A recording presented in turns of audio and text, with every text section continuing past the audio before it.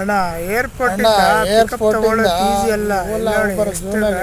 ತಗೊಳ್ಳೋದು ಈಸಿ ಅಲ್ಲ. ಒಂದು ಗಂಟೆ ನೋಡಿ ಎಷ್ಟು ಗಾಡಿಗಳು ನಿಂತಿದ್ದಾವೆ. ಹಬ್ಬ ಆಮೇಲೆ ಇವ್ರು ಕೊಡೋದು ನಮಗೆ 100ಕ್ಕಿಂತ ಹೆಚ್ಚು ಗಾಡಿಗಳಿದ್ದಾವೆ.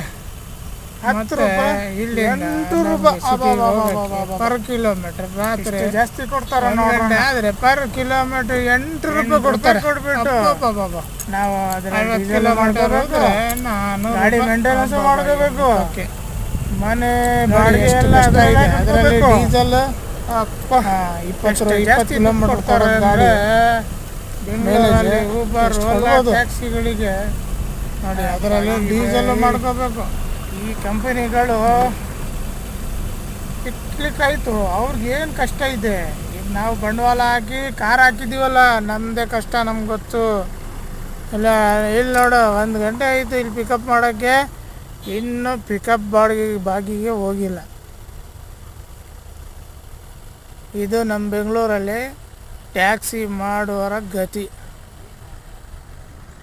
ನೋಡೋಣ ಎಷ್ಟೆಷ್ಟು ನಿಮಿಷದಿಂದ ನಿಂತವ್ರೆ. ಎಷ್ಟೆಷ್ಟು ಅರ್ಧ ಗಂಟೆ, ಮುಕ್ಕಾಲು ಗಂಟೆ ಐತಿ. ಇದು ಸಿಡಾನ್ ಗಾಡಿಗಳು.